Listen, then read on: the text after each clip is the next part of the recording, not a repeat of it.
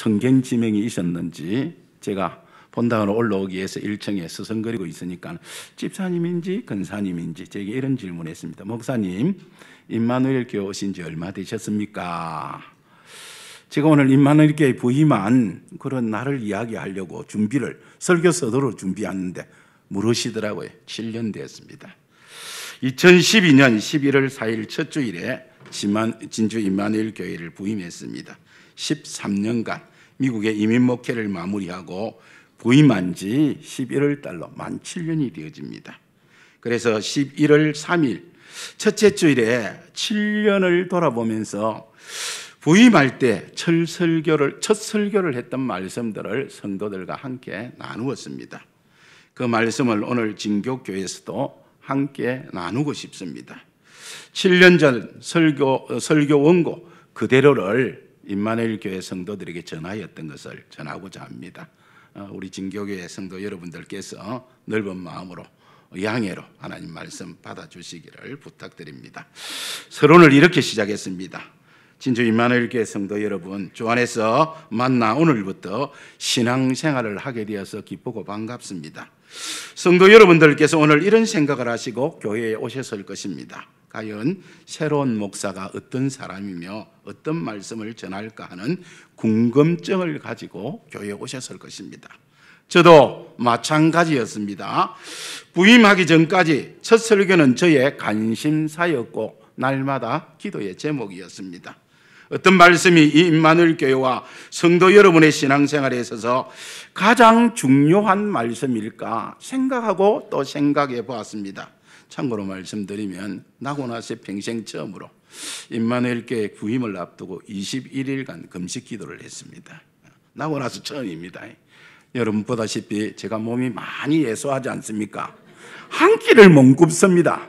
근데 이상하게 하나님께서 은혜의 마음을 주셔가지고 21일 동안 금식 기도를 할 수 있었는데 LA에서 한 1시간 정도 떨어진 그 오살리 금식 기도원과 같은 순복음 국제 금식 기도원이 있는데 최자실 목사님이 노년에 LA에 와서 지내면서 기도원을 세웠던 사막 가운데 바위산 가운데 있는 그런 기도원이었습니다.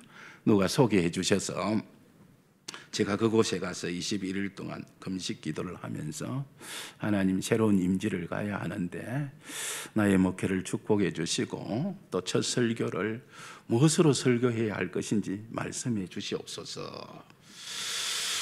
정말로 관심을 가지고 기도하는 가운데 하나님이 주에게 주신 답이 성령이었습니다. 성령은 우리 신앙생활에 있어서 시작이요 전 과정입니다. 성령은 우리 신앙생활의 전부라고 말하여도 과언이 아닙니다. 오직 성령의 역사로만 임마누엘 교회가 하나님의 뜻을 이루는 교회가 되어질 수가 있고 오직 성령의 은혜로만 우리가 하나님을 기쁘시게 하는 신앙생활을 할 수 있습니다. 그렇습니다. 성령이 있도록 교회가 교회되어지고 성도가 성도다운 일에 있어서 절대적으로 중요하기에 부활하신 예수님께서 제자들에게 나타나시어 처음 말씀하셨던 것도 성령을 받으라는 말씀이었습니다. 성천하시기 전에 마지막 남긴 말씀도 성령을 받으라는 말씀이었습니다. 성령을 받는 것은 예수님의 유언이요 명령이셨다라는 것입니다. 그러므로 성령은 우리의 신앙생활의 전부입니다.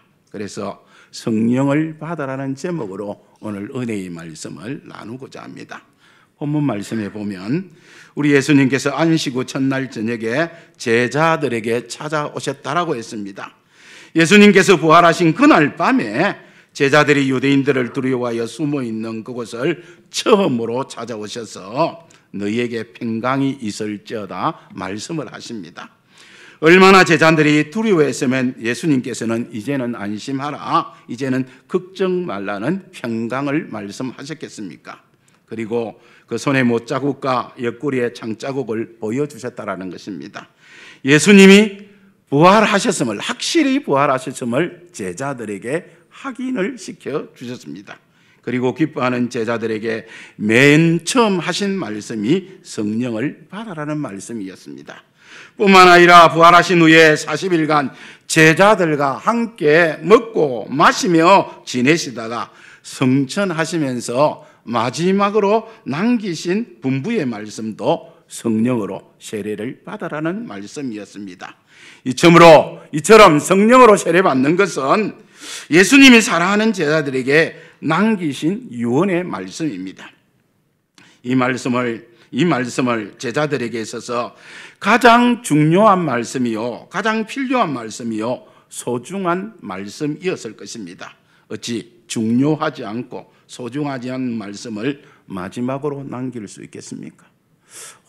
성도 여러분들 가운데 정말로 유언을 해야 되는 그런 시간에 와 있다면 사랑하는 가족들에게, 자녀들에게 어떤 말씀을 하실 것 같습니까? 그게 가장 중요한 말 아니겠습니까? 예수님께서도 성천하시면서 마지막으로 제자들에게 남긴 말씀, 이거는 소중하고 중요한 것, 꼭 필요한 말씀입니다. 그 말씀이 뭐였다고요? 성령으로 세례를 받으라는 말씀이었습니다. 소중하지 않는 말씀을 마지막으로 남길 수가 없습니다. 사랑하는 제자들에게 가장 필요하고 가장 중요한 말씀을 예수님이 하셨을 것입니다. 그렇습니다.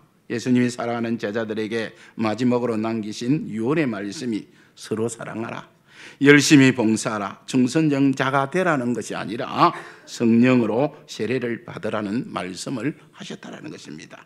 그러므로 성령으로 우리가 세례를 받는 것은 우리의 신앙생활에 있어서 가장 중요하고 가장 필요하며 가장 소중한 일이라는 사실을 아셔야 합니다.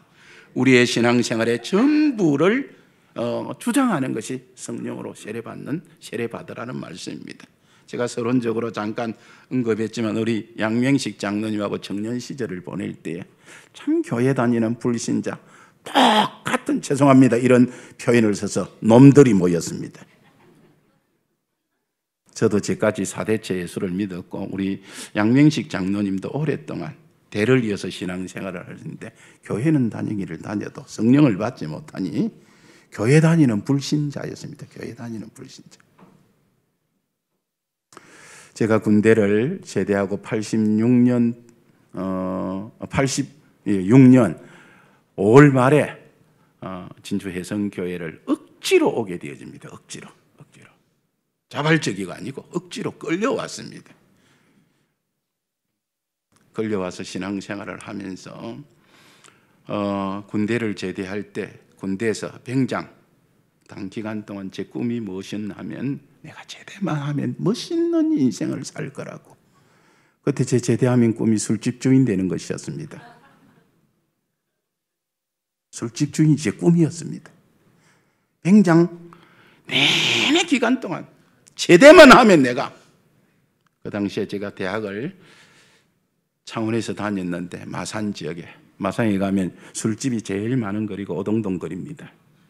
오동동 거리에서 멋진 술집을 차려가지고 멋있는 인생을 한번 살아볼 거라고 4대째 예수 믿는 집안의 아들이 그렇습니다. 교회 다니는 불신자였죠. 성령을 받지 못하니 은혜의 체험이 없으니 그렇게 살았습니다. 그렇게 사는데 똑같은 새놈이 80년대 말에 88년을 6년을 기준으로 해서 모여서 한 3, 4년을 같이 지내면서 은혜를 받게 되어지고 성령을 체험하니까는 두 사람은 목사가 되었고 한 사람은 지금 장로가 되어 살아가고 있습니다. 성령이 우리를 이렇게 바꿔놓은 겁니다. 이 같은 성령의 역사와 은혜를 누구보다도 잘 아셨던 주님께서는요, 마지막으로 성천하시면서 제자들에게 남긴 말씀이 다른 건 아니었습니다. 성령으로 세례를 받으라는 겁니다. 성령의 충만함을 입으라는 것입니다. 왜 그렇습니까? 우리가 성령을 충만히 받기만 하면 예수 잘 믿는 삶, 서로 사랑하는 삶, 충성된 헌신자가 되는 것은 저절로 되어지는 일입니다. 은혜 받고 함께 예수 믿는 것처럼 쉬운 게 없어요. 쉬운 게 없어요. 담배를 몇 년을 피웠습니다. 하루에 5대까지. 우리가 요한 보니까는 오늘 커피를 맛있게 주신 집사님이 있는데 성함을 잘 모르겠어요. 집사님도 다방 DJ를 하셨다 하더라고요. 저도 대학 다닐 때 다방 DJ를 좀 했거든요. 한 4년간 했는데 그 무직 박스 앉아서 하는 일이 무엇인지 압니까? 담배 푸는 것밖에 없습니다. 그래서 하루에 4갑 내지 5배, 5갑을 피우는 거예요. 담배에 인이 빠졌습니다. 이렇게 되어지면 담배가 끊기가 얼마나 힘든지 모릅니다. 그런데 단번에 끊을 수 있습니다. 성령 충만해지면 은혜 받으면요. 단번에 끊어지더라고요. 냄새만 맡아도 구역질이 나요. 구역질이 나요. 그래서 저는 술을 못 끊는다 신앙생활하면서 담배를 못 끊는다 안 믿습니다. 성령의 은혜를 받지 못해서 그게 힘든 겁니다. 은혜 받으면 예수 믿는 것처럼 쉬운 것이 없습니다. 재미나는 일이 없습니다. 주를 위하여 봉사하는 것만큼 신나는 일이 없습니다. 성령 충만해지면 예수 잘 믿는 일이 자동적으로 되어집니다. 자동적으로. 예수님의 공생의 사역을 살펴보면 성령 받는 것이 우리 신앙생활에 있어서 얼마나 중요하고 우선시 되어야 하는 일임을 알 수 있습니다. 예수님은 성령으로 잉태되심으로 이 땅에 우리의 구세주로 오셨습니다. 예수 그리스도의 나심은 이러하니라. 그의 어머니 마리아가 요셉과 약혼하고 동거하기 전에 성령으로 잉태된 것이 나타났더라. 예수님은 성령으로 세례를 받으심으로 공생의 사역을 시작하셨습니다. 백성이 다 세례를 받을새 예수도 세례를 받으시고 기도하실 때에 하늘이 열리며 성령이 비둘기 같은 행체로 그 위에 강림하셨더라고 했습니다. 예수님의 사역의 비결, 능력의 비결, 죽은 자를 살리고 무리를 걸어가고 귀신을 쫓아내는 모든 능력이 어디서부터 주어졌다고요? 성령으로부터 주었다는 것입니다. 예수님은 공생의 사역을 성령 받고 하셨다는 것입니다. 성령의 능력에 의지하여서 하셨다는 것입니다. 예수님은 성령의 능력으로 마귀의 시험을 물리치십니다.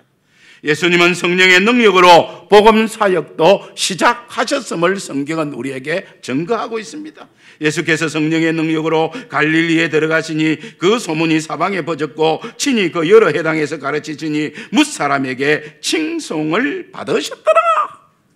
요 보니까는 목장 VIP 초청 주일인데 전도 안 되죠, 그죠? 참 힘들죠, 그죠? 근데 성령 능력 받으면 전도가 쉬워집니다. 성령 능력 받는다. 제 분이 근사님이요, 명예 근사님이죠. 제 오래 기억에 남는 근사님이 한 분 계신데 해성교회를 다녔을 때 전도사라 할 때 이분이 예수를 믿게 되는데 뭐 때문에 귀신이 들려서 예수를 믿습니다. 교회 오기 전에 이분이 어땠냐면 며칠을 안 먹어도 귀신이 들면 안 죽습니다. 그러니까 안 먹으니까 빼만 남아요. 빼말라고. 귀신이 그렇게 악하게 시킵니다. 피우던 담배를 자기의 살로 찌지도 아픈 줄도 모릅니다. 귀신이 충만하면 그죠? 작두 탄다는 그런 이야기 있죠, 그죠? 작두 가라가 10분 후에 거기에 충을 칩니다. 귀신이 충만하면 그런 일이 일어납니다. 그런데 교회를 통해서 소개를 받고 교회 와서 예수를 믿고 은혜를 받습니다. 원래 글도 읽을 수 없는 사람입니다. 글도 배우지 못하셔요. 그런데 성경을 따라 찾고 따라 읽고 하다가 성경 읽다 한글도 깨치신 분입니다. 성령의 능력, 은혜를 체험합니다. 전도를 얼마나 잘하는지. 간단합니다. 자기를 아는 사람들을 찾아가서 전도하는데 봐라, 내가 과거에 어떤 사람 미친년 아니냐, 미친년. 자기 아는 사람 다 이 사람 미친 거 알거든요. 귀신 들은 거 알고 미친년 아니냐. 내가 예수 믿었더니 병 고쳤다. 너도 예수 믿어라. 전도를 얼마나 잘하는지 모릅니다. 전도는 말로 하는 것이 아닙니다. 받은 은혜로 하고 성령의 능력으로 하는 겁니다. 성령 충만하면 전도하는 일이 너무너무 쉬워진다는 거예요. 그래서 전도 잘하기를 원하면, 이 진교교회를 부흥시키기를 원하면 교회적으로, 기관적으로, 가정적으로 성령의 충만함을 달라고 기도하시기를 바랍니다. 예수님은 성령의 도우심으로 겟세마네 동산의 기도에서 승리도 하십니다. 이처럼 예수님은 성령을 떠나서는 아무것도 하시지 않았습니다. 그래서 예수님은 누구보다도 성령 하나님의 도움을 받으시고자 열심히 기도하셨습니다. 누가복음 22장 39절 말씀에 보면 예수님의 기도 생활에 대해서 한마디로 이렇게 설명을 하고 있습니다. 기도의 생활이 예수님은 뭐가 되신 분? 습관이 되신 분. 습관이 무엇입니까? 오랜 시간 반복된 일로서 그 일이 몸에 배에서 이제 고칠 수 없는 버릇이 된 것을 기도라고 했습니다. 자, 보십시오. 예수님은 사람의 몸을 입고 오셨지만 어떤 분이십니까? 하나님입니다. 하나님이심에도 불구하고 예수님은 공생의 사역에 의해서 하나님의 도움, 성령의 도움이 없으면 안 되는 줄 알고 제일 열심히 하신 일이 뭐라고요? 기도하셨단 말입니다. 기도가 습관이 되셨단 말입니다. 새벽 기도도 하시고 철야 기도 하시고 시간만 나면 한적한 곳을 찾아서 기도하셨다고 했습니다. 제가 미국에 가서 짧게 공부를 했지만 예수님의 기도에 관한 공부를 했습니다. 왜냐하면 제 배경이 그렇습니다. 배경이 교회 다니는 불신자였는데 저의 큰 누님이 목사 사모이거든요. 저를 두고 7년간 금식 기도를 합니다. 하루에 한 끼씩. 7년 만에 제가 돌아왔습니다. 그래서 기도의 능력, 기도의 축복, 기도의 호력, 기도의 역사를 제가 잘 알고 있습니다. 그런 영향으로 말미암아 공부도 기도에 대해서 하고 싶어서 누가신학, 누가복음과 사도행전, 누가가 기록했지 않습니까? 그게 보면요, 누가가 가진 관점이 하나 있습니다. 제일 큰 관점이 기도입니다. 기도. 누가복음에서는 예수님만 기도하고 사도행전에서는 제자들도 따라 예수님처럼 기도합니다.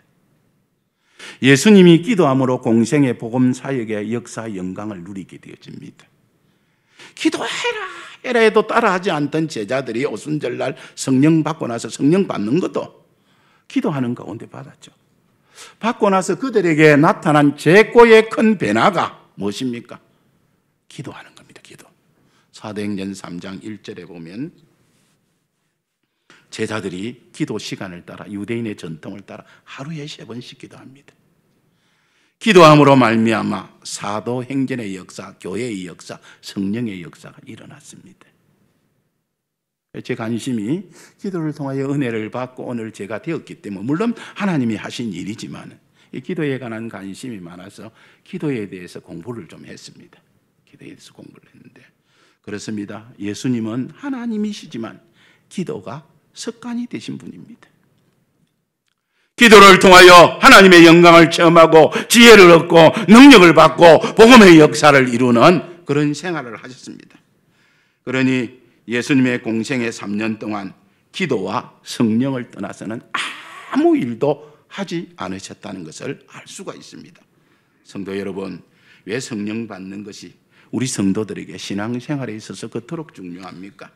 우리는 성령의 역사로만 예수를 믿고 구원을 받을 수 있기 때문에 그렇습니다. 용서하시고 제 이야기를 오늘 너무 많이 하는 것 같는데 주책도 없이 부끄럽게도 우리 교회 은퇴 목사님이 제게는 개인적으로 매형이거든요. 예수 믿으라는 말을 하면 제가 속으로 그런 이야기를 앞에서는 니나 잘 믿어라. 니나 잘 믿어라. 왜냐하면 은혜 받기 전에는 그랬어요. 왜? 그 당시 개척교회를 하는데 얼마나 어렵게 사시는지 그것이 나는 뭡니까?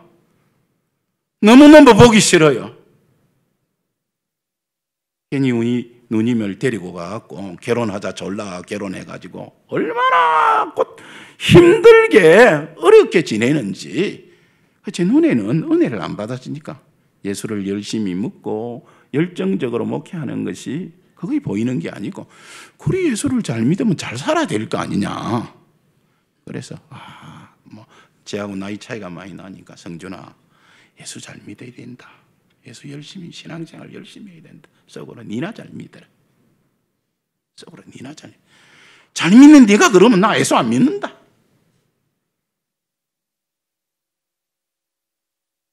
어쩔 수 없이 집안이니까는 그죠. 매형이니까는 1년에 만나기 싫어도 몇 번 정도는 만나야 됩니다. 억지로 찾아가야 될 일이 있습니다. 그럴 때는 교회 입구에 호주머니에 들었던 담배를 빼가지고 양발 사이에 끼웁니다.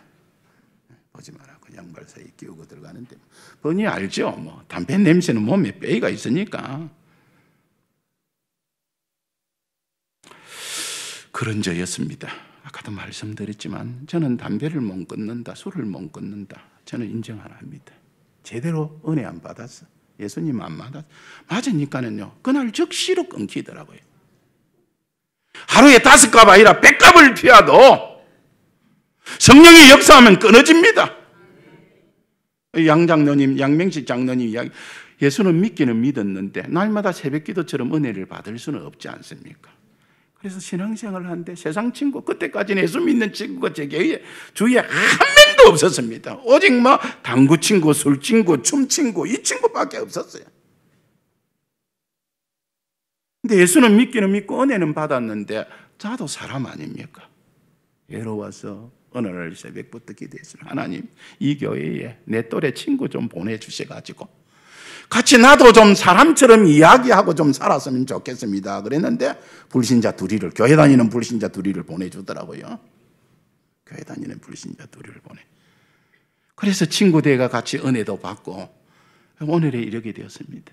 오늘 다 그들도 성령 받고 목사가 되고 장로가 되고, 우리 양명식 장로는 찬양 사역을 통하여 교회적으로나 개인적으로나 많은 청년들에게 도전을 참 많이 줬습니다. 은혜 받으니까 자기가 받은 은사를 100% 발휘해가지고 그때는 깃발을 날리습니다. 다른 교회 찬양 인도하러도 많이 다니고 그랬는데 좌우지간 옆으로 흘렀는데 이제 돌아가겠습니다. 우리가 성령을 통하지 않고서는 예수 그리스도를 주시라 고백을 할 수 없습니다. 고린도전서 12장 3절 말씀에 보면 또 성령으로 아니하고는 누구든지 예수를 주시라 할 수 없느니라. 부모가 믿기 때문에, 대대로 믿기 때문에 예수가 믿어지는 것이 아닙니다. 성령이 오셔서 내 속에 역사하여 믿어집니다. 역사하셔야 믿어집니다. 성령으로만 진리의 말씀도 깨달을 수 있습니다. 보혜사 곧 아버지께서 내 이름으로 보내실 성령 그가 너에게 모든 것을 가르치고 내가 너에게 말한 모든 것을 생각나게 하시리라. 말씀이 깨달아진 역사도 성령이 역사하시면 성령으로만 되어집니다. 이 말씀은 성령이 진리의 영이라는 그런 뜻입니다. 성령이 진리의 영이기 때문에 우리를 진리 가운데로 인도하십니다. 성령은 하나님의 것을 통달케 하는 영이라고 그랬습니다. 하나님의 마음을, 뜻을, 사랑을 깊이 깨닫기를 원하면 성령 충만하면 하나님의 마음이 그대로 우리에게 전달되어집니다. 성령은 우리로 하여금 하나님께서 우리에게 은혜로 주신 것들을 알게 하신다라고 했습니다. 그러므로 참 은혜와 참 믿음의 사람이 되려면 성령 충만하는 길 외에는 없습니다. 또 성령 받아야 능력 있게 복음을 전할 수가 있고 성령 받아야 그리스도의 사랑을 실천할 수가 있습니다. 성령 충만하였던 손양은 목사님은요, 자기 아들을 죽인 사람들 용서하고 자기 아들로 받아들입니다. 이 사람으로는 불가능한 일입니다. 그런데 성령의 충만한 은혜가 있으니까 가능한 거예요. 원수를 용서하고 품을 수 있는 것은 성령 충만하면 됩니다. 서대반이 성령 충만하여 죽을 때 어떤 모습을 했습니까? 천사의 모습. 천사의 모습을 하고 돌에 맞아 죽으면서 자기를 죽이는 자들을 향하여 어떻게 합니까?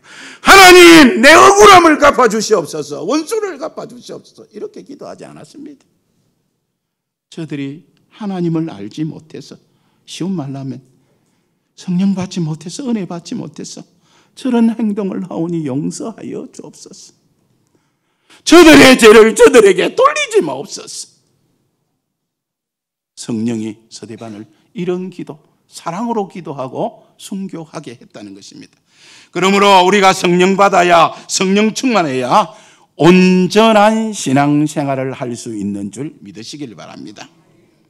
주님께서 우리에게 왜 성령 받는 것을 이토록 강조하시고 명령하셨습니까? 지금은 정말 중요한 부분입니다. 성령의 시대이기 때문에 그렇습니다.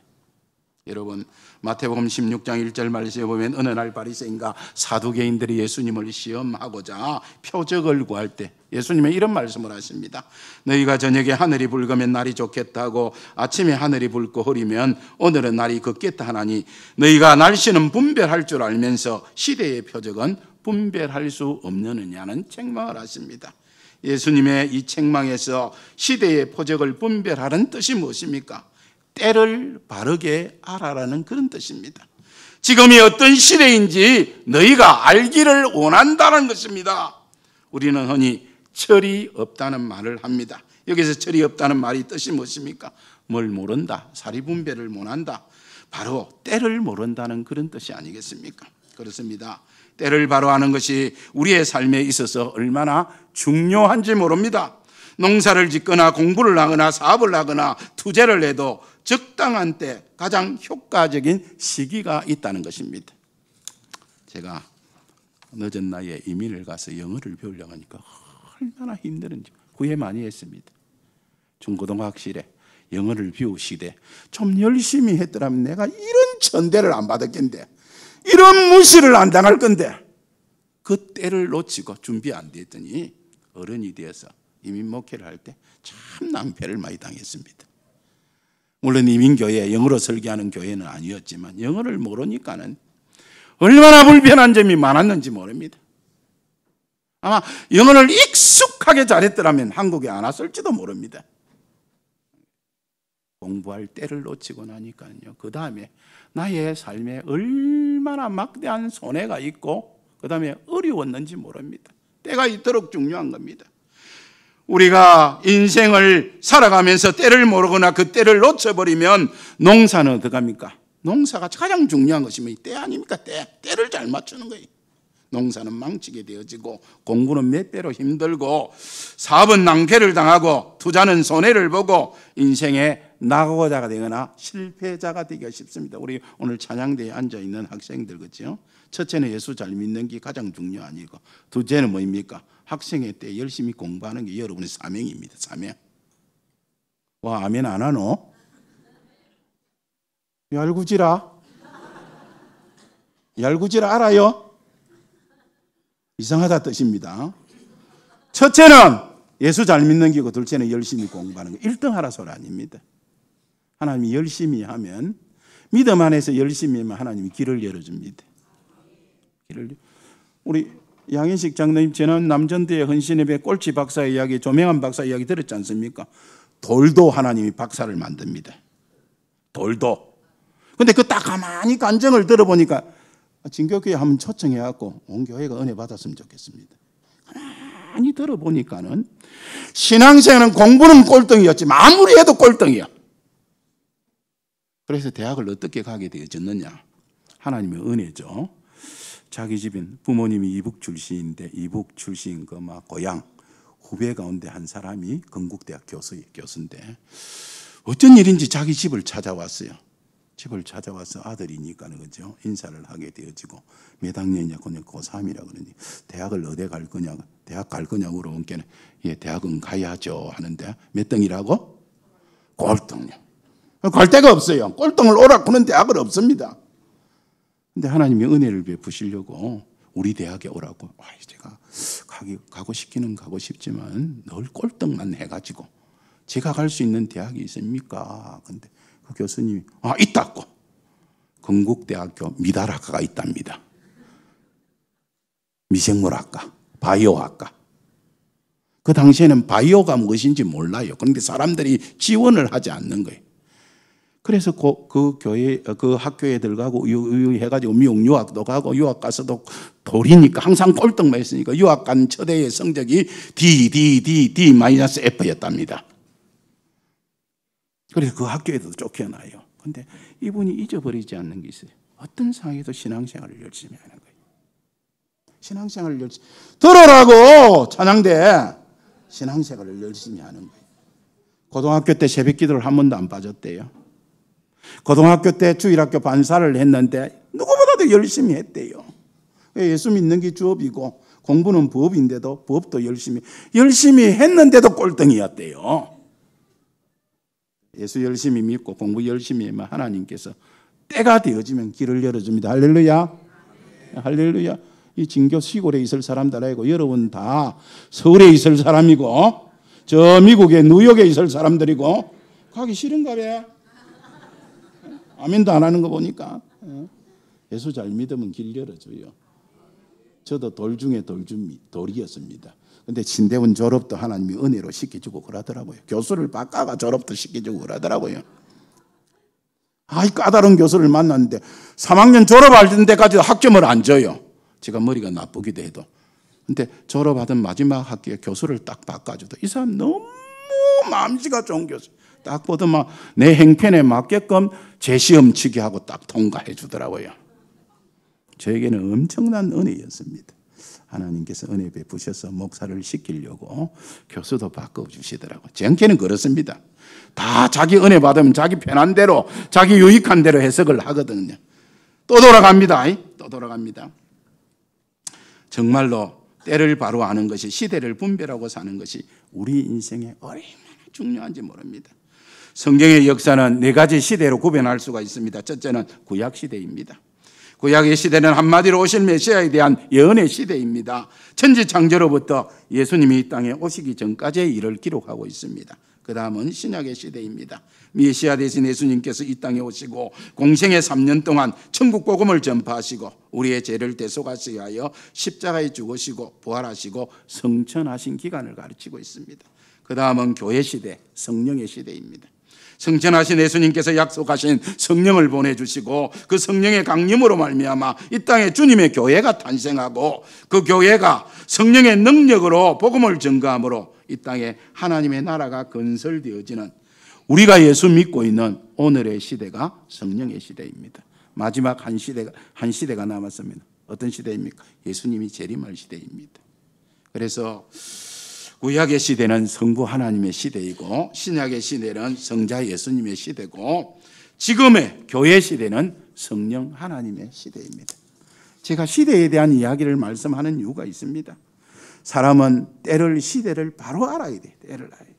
예수님께서 성천하시면서 제자들에게 분부하신 것이 무엇입니까?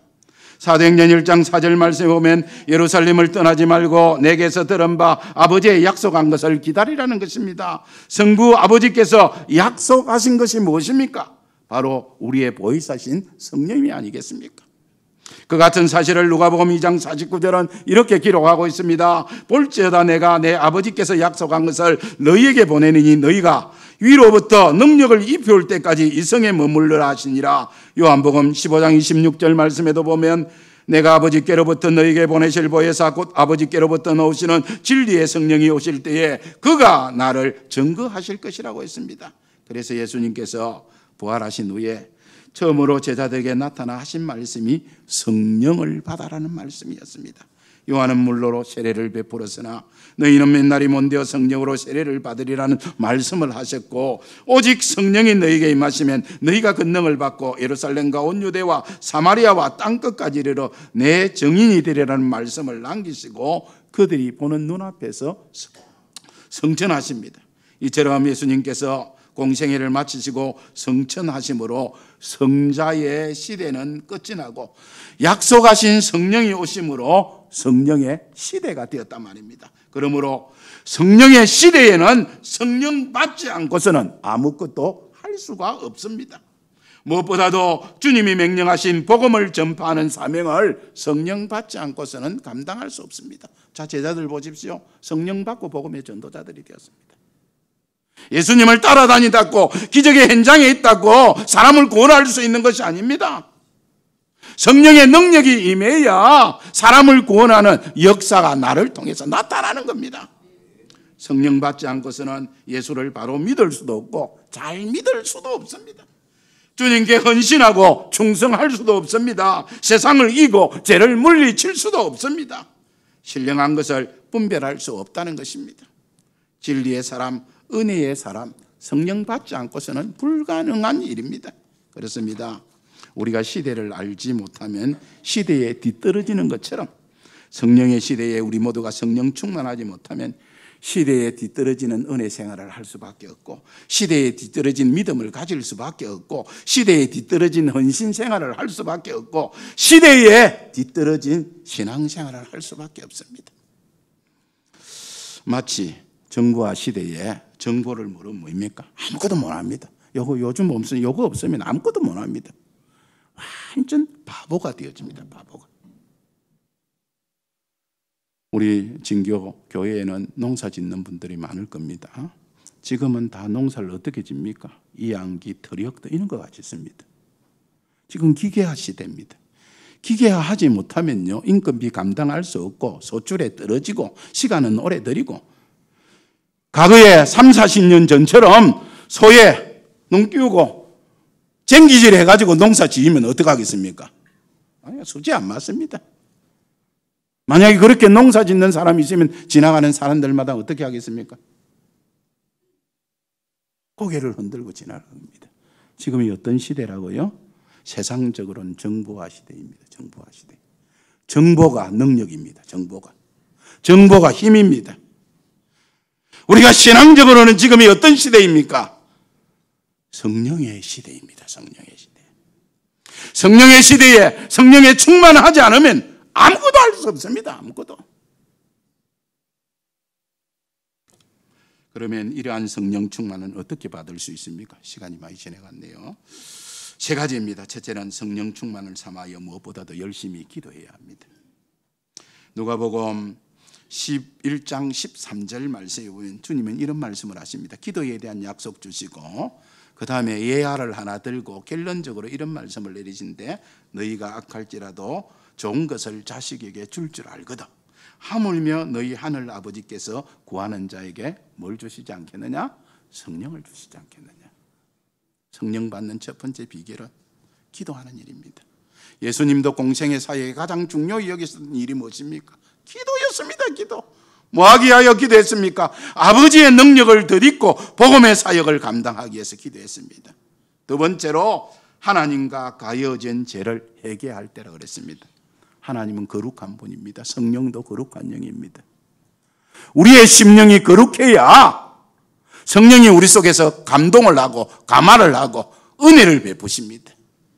그래서 회개해야 하는 거예요. 회개해야 하는 거예요.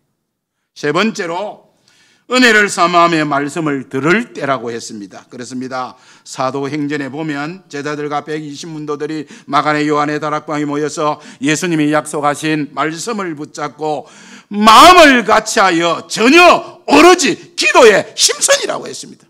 한 구절에 그죠? 강조가 마음을 같이하였다. 전혀 오로지 뭐에 힘썼다고? 기도에 힘썼다.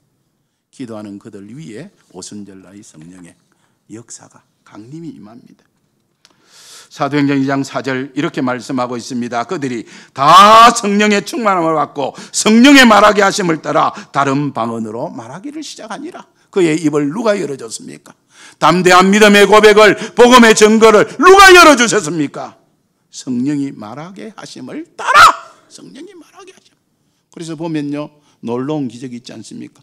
이 사람들은 히브리 말로 하는데 듣는 사람들은 각국의 말로 들었습니다. 참으로 희한한 일이죠. 희한한 일이죠. 지금도 복음의 선교지에는 이런 일이 일어난답니다. 지금도 복음의 선교지. 성령이 역사하면 내 말을 해도 듣는 사람은 자기 말로 듣는 거예요.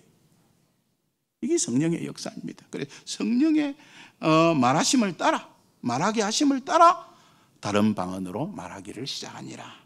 또 베드로가 성령의 충만함을 받고 유대인을 향하여 복음을 전하면서 이런 선포를 외칩니다. 사도행전 2장 38절 말씀에 보면 너희가 회개하여 각각 예수 그리스도의 이름으로 세례를 받고 제사함을 받아라. 그리하면 성령을 선물로 받으리라. 제 개인적으로는 그렇습니다.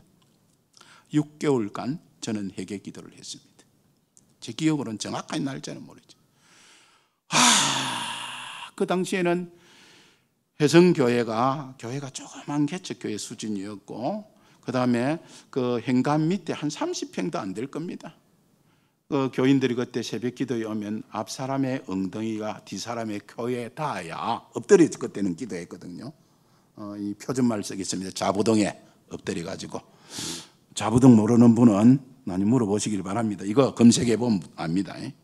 방석에 엎드려서 기도하면 앞 사람의 엉덩이가 코에 대이는 거예요. 왜냐하면 장소는 헵사하고 새벽기도 오시는 분은 30여 명이 넘었기 때문에. 근데 그때 왜 그리 주책도 없었는지 성령이 주책 없이 했어요. 맨날 해결을 시키는 거예요. 내가 그렇게 죄를 많이 지은 줄 몰랐습니다.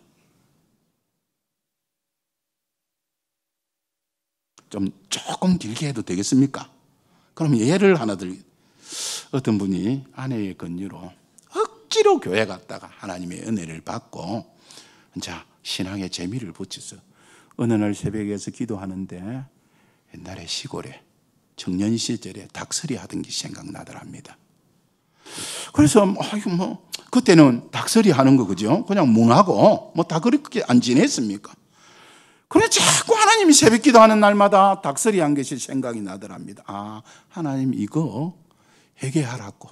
이 문제 회개는 하나님 잘못했습니다 끝나는 것이 아니고 닭 잡아먹은 거 값을 계산까지 해야 됩니다. 그래서 그런 마음이 들어서 이분이 시골에 모처럼 만에 고향을 가서 어르신을 찾아갔습니다. 동네 어르신을 찾아가서 사실 이만큼 저만큼 제가 아이일 적 청년 시절에 어르신 닭을 몇 마리 잡아먹었습니다. 그래서 제가 그 닭값을 가져왔습니다. 그 시세로 얼마가 됐는지 모르는 봉투를 내고 내놓으니까 이 어르신이 이 사람아 장난삼아 잡아먹는 닭값을 가져왔는가? 아닙니다. 제가 믿는 하나님이 새벽마다 기도할 때에 닭값 갖다 주라고 계산하라고 감동을 주셔서 이렇게 찾아왔습니다. 어르신 받으시죠. 실강의를 몇 번 하다 그럼 자네 뜻대로 받겠네 하고 이분은 돌아갔습니다. 자기 업으로 도시로 나갔는데 이 어르신이 어떤 일이 생겼는지 압니까? 가만히 생각하니 기가 생각난다. 닭값 갖고 온 것이 생각난다. 야, 예수 믿으면 사람이 저리 변하는가. 감동이 임하다가 이분도 예수를 이 어르신도 믿었습니다. 회개 제대로만 해도 전도가 됩니다. 성령은요 거룩한 영이기 때문에 우리가 하나님과 가려진 제 문제가 있으면 우리 가운데 오셔서 감동을 안 하시고 역사를 하실 수 없습니다. 성령 충만하려면 어떻게 해야 된다고요? 회개하셔야 합니다. 회개하셔야 합니다. 회개하셔야 합니다. 사도행전 10장에 보면 고넬료의 초청을 받아 베드로가 그 집에 들어가 모인 사람들을 향하여 복음을 전가하니 말씀 듣는 모든 사람에게 성령이 임하였다고 했습니다. 사도행전 10장 44절로 46절 말씀입니다. 베드로가 이 말을 할 때에 복음을 전가할 때에 성령이 말씀 듣는 모든 사람에게 내려오시니 베드로와 함께 온 할례 받은 신자들이 이방인들에게 성령 부어주심으로 말미암아 놀라니 이는 방언을 말하며 하나님의 높임을 들름 이르라고 했습니다. 이 말씀에 보면 성령 충만한 역사는 우리가 성령 충만을 사모하여 마음을 같이하여 오로지 기도에 힘쓰고 우리의 허물과 죄를 하나님 앞에 회개하고 은혜를 사모하여 귀 기울여 말씀을 들을 때 성령이 역사하는 줄 믿으시길 바랍니다. 주일마다 예배 드릴 때 눈을 부릅뜨고 오늘 하나님이 나에게 어떤 말씀 주시는가 귀 기울여 듣기만 하면요 성령이 우리 속에 오셔서 은혜로 역사하십니다. 이제 말씀 정리하겠습니다. 우리가 시대를 모르면 그 시대에 뒤떨어진 삶을 살 수밖에 없고 우리가 시대를 모르면 그 시대에 무능력한 자가 될 수가 있고 반대로 시대를 바로 알고 시대를 따라 살면 그 시대에 맞게 준비되어지면 그 시대의 리더자로서 크게 쓰임받는 자가 됩니다. 성도 여러분, 지금은 어떤 시대라고 말씀드렸습니까? 성령의 시대, 성령의 시대.